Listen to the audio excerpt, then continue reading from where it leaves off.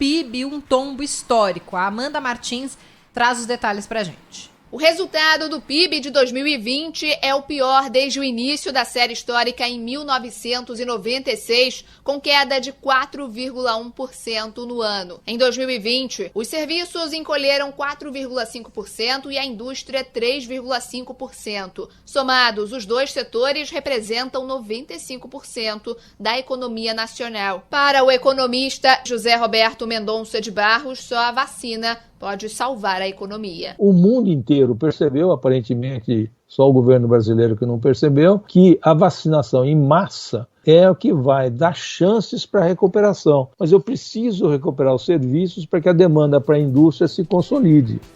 Um tombo histórico, mas menor do que a gente tinha pensado, imaginado, traçado, Zaidan, queda em todos os setores, como a Amanda Martins trouxe para a gente, menos a agricultura, que seguiu bem ao longo de 2020. Serviços com queda muito fortes, a indústria se recuperando, continuou, funcionando. Agora também, teremos fase vermelha em São Paulo, a indústria continua funcionando.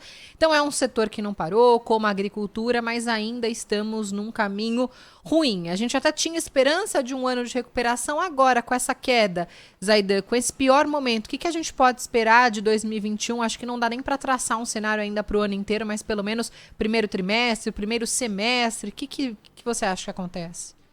Bruna, e mesmo a indústria funcionando, ela precisa ter encomenda, né? Então, se o comércio vende menos, se o setor de serviços opera menos, se as pessoas têm uma queda de renda, uma diminuição de renda, isso afeta a indústria. Mesmo ela, dentro desse plano sanitário, mesmo ela podendo funcionar, acolhendo seus funcionários, produzindo, ela vai produzir de acordo com a demanda, não é? Ela até faz estoques, porém há um limite. Chega um momento que o estoque se torna inviável, caro demais. Há algumas indústrias que têm um mercado externo mais estável, mesmo com a pandemia. Outras não. Outras, ou você tem mercado interno demandando, consumindo, ou ela vai reduzir, vai dar férias coletivas, como aconteceu com diversas indústrias, mesmo com autorização para que funcionassem. O setor industrial levou um tombo de 3,5%. E o de serviços, 4,5%.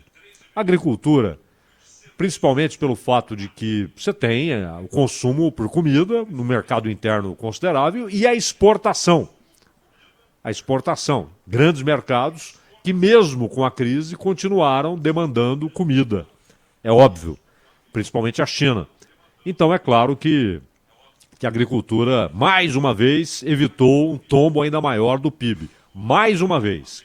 O grande problema, o mundo inteiro teve recuo. O único país que não anunciou redução do PIB, mas um crescimento pequeno de 1%, foi a China.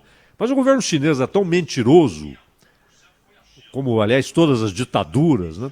E ainda mais num estado totalitário como a China, ele mente com tanta frequência que você não sabe se mesmo números oficiais, estatísticos com relação ao crescimento da economia, se são reais ou se são fantasiosos, não é? Mas é fato que a China, se cresceu perto de 1%. Um país que vinha crescendo mais de 6,5% durante muitos e muitos anos, chegou a ter mais de um dígito, chegou a 2 dígitos de crescimento, 13% de crescimento, mas vinha se mantendo ali em 6,5%, 7,5%. Então crescer 1% para um país que tem 1 bilhão e 400 milhões é uma paulada. A França teve a maior redução desde o final da Segunda Guerra. Itália, mesma coisa. Os Estados Unidos tiveram uma redução de 3 a 13,5%. Então todo mundo sofreu, é claro, toda a economia mundial sofreu com a pandemia. No caso do Brasil, havia uma expectativa terrível de 12% de tombo, 9%, depois reduziram para 8%, para 5,5%. Agora fecha em 4,1%, então é menor o tombo do que se imaginava. O problema é que já era uma economia muito frágil. Ela despenca 4,1% na pior sequência, porque 2020 fecha a década, não é? Fechou a década. Ou seja, a pior década em 100 anos da economia brasileira, principalmente com aquela recessão brava que durou 2,5, 3 anos, não é, Bruna? E amanhã será anunciado pelo Henrique Meirelles o comportamento do produto interno de São Paulo em 2020, Bruna.